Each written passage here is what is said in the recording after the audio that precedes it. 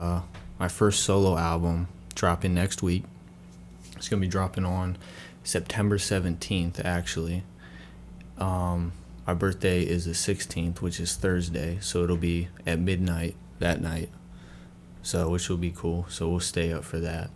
But yeah, it's gonna be a 21 track album.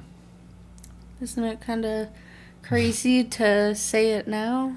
Yeah, because it's been, oh man, years in the works for this. So it's crazy. It's crazy because I remember, like, back in East Liverpool, working on the other album, the Blue Skies album that I did with Justin and Scrub. And it was like, I have songs in this album that, like, I made before that are going to be in it.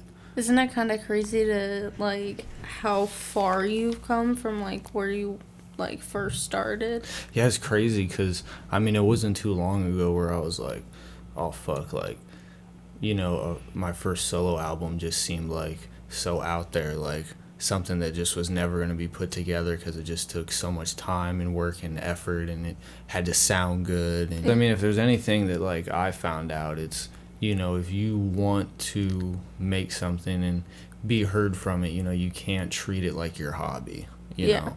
Like, you got to really put in work to it, and that's kind of like at the point where I'm at, where I'm like, I realized, I just fucked around and made some good shit, and then I'm like, if I actually try and put everything into this, and I take people's advice, and, I'm working with Justin and all them down in Denver, and I'm getting advice from you and, Kyle and Bree, everybody's listening to it, and, it was like, I first started getting, like, I believe it was Kryptonite on the first album. I think that was really like the big one. Yeah, that was really like the turning point, because it was like, that was on a level that I had never reached before. Like, after Justin got that mixed up, oh my god, that was like, I couldn't believe it.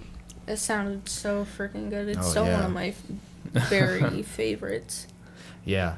So it was that song. I actually remember the night, like, that he had sent me the beat.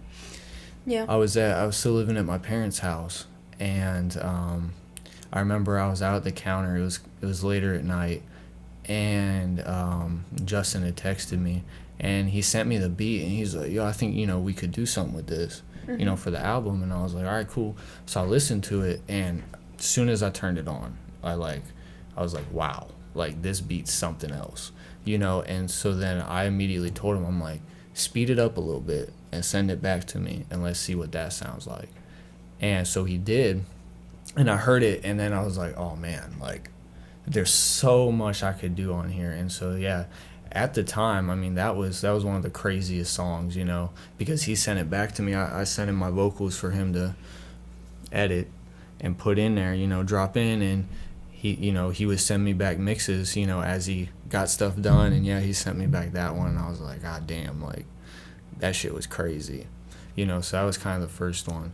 And more recently, I feel like the song Pac-Man, I feel like that's kind of my next Kryptonite, because, yeah, go stream Pac-Man if y'all haven't done that yet, because they even played it on No Jumper. So if you still ain't heard it, you're missing the fuck out. And if you don't know what No Jumper is, I just have no comment for you. Yeah, No Jumper's You're dope. You're just a sad piece of work. Yeah, No Jumper's dope. It's hosted by Adam22 and House Phone and AD, and they do the No Jumper show every week. One of my favorite things to watch, by far. 100%. Very entertaining. Very entertaining. I got Pac-Man played on there, sent in the link for him to play on his live stream, and it's actually on an older podcast that is already dropped. And I included the clip in there where they reviewed it and, whatnot. And, yeah, he reposted it, so it is on the official No Jumper SoundCloud, which is cool. Never expected that. Exactly. So it was kind of like, that also was a turning point, because I'd never been really recognized, like, to this extent. And a lot of people, they don't really realize, like, how much, like, work, time, and effort it takes to create a whole album. Like, Oh yeah. like it took like what, like at least like 2 years Yeah, in the making. Yeah, it was. It was years in the Alone. making. And, because it was crazy, because not too long ago, it seemed so far-fetched that I'd be able to compile a project of everything I, wrote, produced, everything Do you myself. think that you would have released your very first album by the time you were 20? No, I didn't think so. Solo album, I mean. Yeah, no, because it was like, it's like now I have a 21-track album, that I'm dropping. And, it's like I still took everybody's advice, and Justin, he helped immensely with the album because I've sent him mixes about, of damn near every song on there, and so he's helped me all along the way, giving me tips and shit. And, also shout out to him, 13 Days, aka Can't Even Read, or 90s Kid. He's a man of many names. Yes. But yeah, I mean, he was sharing my shit. He was doing everything, bro. Like, so he's also, even though it's a solo album, there's so many different parts that have went into it because I knew this was going to be something important. So I wanted to get everybody on it, Yeah. That's why, you're on several. I think you're on like 5 or 6 of them. And Yes, then, we got am. Bree on it. And then, of course, I got Justin on there. I got some other features from friends I've made from all over the country that do the same thing as me. And overall, I think it's a fantastic album. People are always like, oh, there's too much auto-tune. Oh, this sounds like shit. It sounds like too robotic. And it's like, do you not really realize that every single, like, celebrity, rapper, artist, singer, songwriter even, I don't know, like, all of them use fucking auto-tune, so it's like... Yeah, and that's the thing, like, I've had people, tell me, which, yeah, big fucking surprise, people have told me, oh, you use too much auto-tune. And the thing is, if you they're don't... like, or, a common misconception nowadays is that, oh, he uses auto-tune, he's trash. Everybody says that on Twitter and Instagram. Go and look in their Spotify playlist, and every song in that playlist is going to have auto-tune on the vocals. Like, that's what I don't get, And there was one person that you know of, and it was back, I want to say maybe a year ago, maybe a little more, probably a little more than a year ago now. But me and him had, gotten into it in the DMs, and Right. and he was like, trashing me for using auto-tune, and it's like I don't understand that, because it's like everybody, if you go and look in his Spotify or his SoundCloud, I know what everybody, they listen to, too. every single song is gonna have auto-tune on it. Literally. And that's what I don't get. And it had me thinking a couple weeks back, don't use so much auto-tune. Okay, how many people told Lil Peep that? I mean, Lil Peep, I think we can all agree, is really, like, responsible for the way SoundCloud, rap has influenced, even more mainstream rap. MGK, for example, Yeah. excuse me. You are excused. MGK, for example, he was like Yes. one of the very few first rappers to completely change his genre of Yeah, he's a very good music. example. And Yeah. like he went from rap to like pop, punk rock, I guess. Yeah, it's probably Kinda more like punk that. rock, I would Yeah. say. And very good change for him. I think it describes yeah. him very well now. I think he's doing very well in his career compared to what he was doing back then. There were also a few hits that he made like back then, so it's not like completely like shaming like his past career or anything like that, because I think he finally like developed his sound to where it fits his character, I guess. But I think part of my thing is I feel like, people, they, it's easy. You go to his older albums and he's doing hard, more, actual rap type shit. Yeah. And then they go to his most recent album, actually, the concert that we will be attending in December. His Very last exciting. concert he's doing in Cleveland to finish his tour off. Yep. And so, yeah, tickets to my downfall. We will be at the one in Cleveland for the last concert of the tour. But anyway, what I was saying was, a lot of people, it's so easy. You put on 2 songs by him, one from fucking, 2012, and then one from 2020. And they're going to see, oh, okay, this isn't rap music, this is punk rock music, okay? But I feel like that's as far as people go with it. And they don't realize that to make a change like that, that is insane.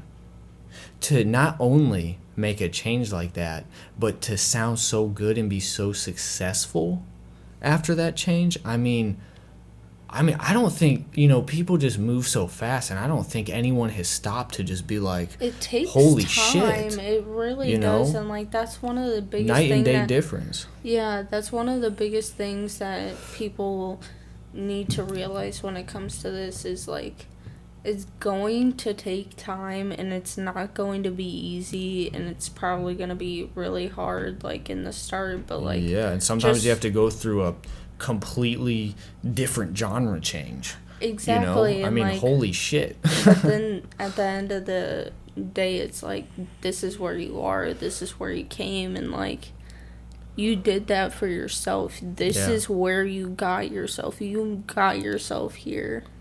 Yeah. And that's kind of one of the crazy things to realize. I've always thought to myself, like, I'm not going to take a deep breath and like actually relax until I hit 1 million views on something. Like, I could be at 500K and hell yeah, I'm going to celebrate that day and I'm going to get drunk as fuck that night.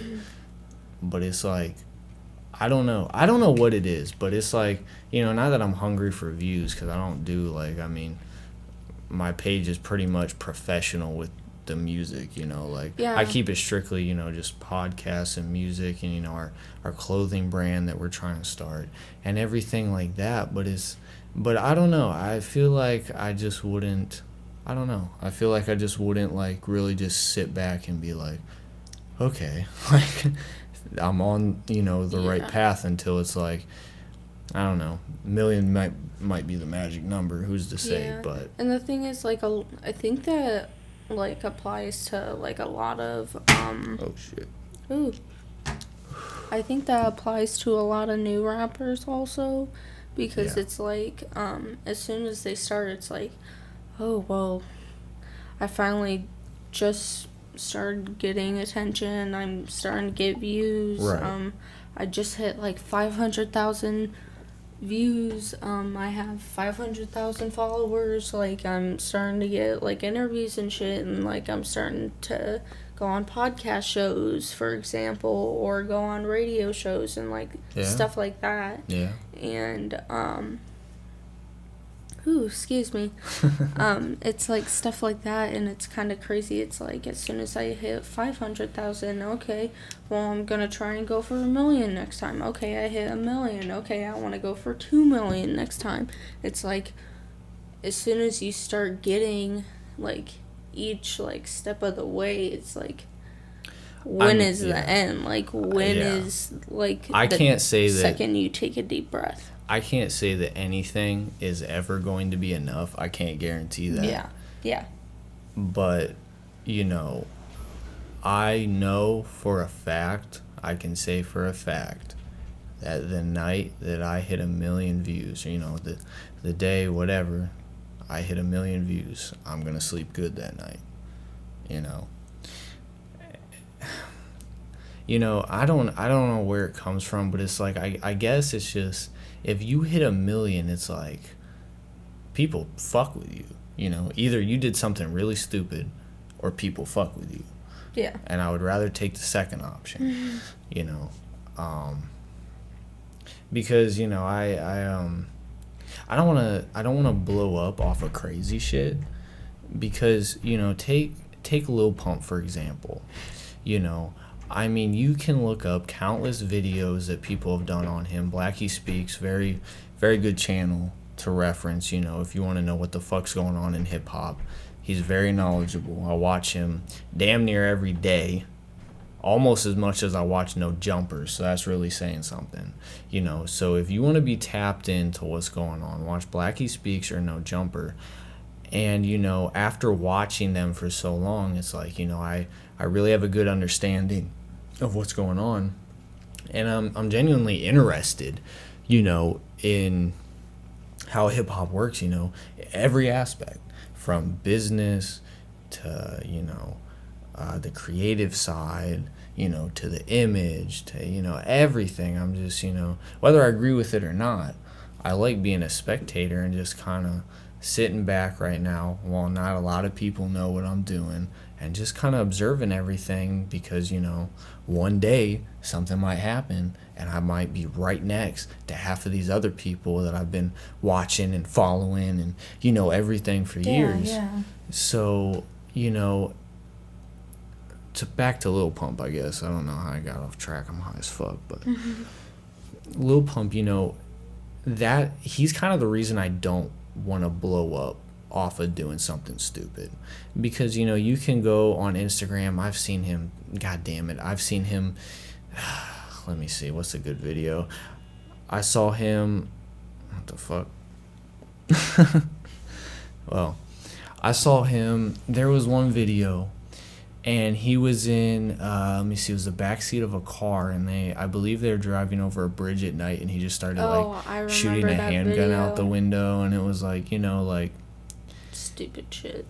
It's kind of, it's a lot easier to blow up off of more just doing stupid shit, because, you know, of course No Jumper covered that, you know, of course, you know, probably Hip Hop DX on Twitter fucking covered it. I don't fucking know. I didn't have Twitter back then. I've just now recently gotten into Twitter. You know, I've narrowed my stream and my feed down to just hip hop news. Thank God. Yeah. But yeah, and you know, it's like, man, like, because okay, you get 1 million views overnight because you're shooting a gun out of a window with a bunch of jewelry on and dreadlocks, and you know, and everyone's like, oh my God, you know, it's the shock factor. Well, the shock factor fades away after a while, and to get people, you know, to get your 1 million views again, or to double that because you want more, you want 2 million views this time, you got to do something even crazier, you know. You think 1 million people are going to run up the same video of him just shooting a gun out of a window? Eventually, it's going to get old. You just have to take Boon Gang. You know, I'm sure he wasn't stealing, you know, iPhone 11s when he first started. You know, you don't just go 0 to 100 like that. I mean, goddamn. You know, so it's like, okay, so you get to 1 million, 2.5, 3 million views off of doing stupid shit, and your music is doing okay because everyone that's seeing, you know, you do stupid shit, they're also seeing your links on your Instagram, and, you know, they're seeing your links everywhere, and so of course they're clicking on them. You're getting a lot, you know, more people that are seeing, oh shit, this guy's an artist, you know, because they see the video and it's the shock factor, and they go, oh shit, let me check out his page, and they go to his page and they see, oh, there's a SoundCloud link. Oh, there's a Spotify link there. You know, and so then they go and check it out. So, okay, so then the song you dropped 2 weeks ago, now that's at 1 million views at night. But that's something that Blackie Speaks calls, like, fast food music, which is a very good analogy, because it's like you just make some quick, easy shit that sounds like everything else that's out, and you just keep pumping a bunch of the same fucking song out, you know, basically. And so that's all they can do, because if you don't blow up off of talent, you know, you're blowing up off of antics. Yeah, and the I guess antics that are going to really get makes old. sense. If you don't have the talent to back your 2 million views, your 2 million views are going to turn to 1 million, then 500K, then 200K, and it's going to keep going down. And I think that was the problem that Lil Pump ran into, you know, because me, watching his music and what he does on Instagram, and then I'm listening to Blackie Speaks, and I'm listening to No Jumper, and I'm listening to Academics, and I'm listening, to all these people that are very aware and deep in the music industry already. And they're all saying, nobody cares. Look at his numbers. Nobody cares anymore. He was as big as he could get. Honestly. So that is not a self-sustaining way to become popular. You're gonna get a couple checks there. You might be relevant for the first year, the first 2 years, but if you don't have the talent to back it up, eventually the stupid shit you do on Instagram is gonna get old. Because there's always going to be someone out there doing crazier shit, always someone who's willing to go farther than you. You know what I'm saying? Literally. So if you can't rap, then what are you when the next big thing comes out and someone else does something double as stupid as you did? How is that self-sustaining? Then you go and do something triple as stupid and then end up in jail. Could have said it better myself.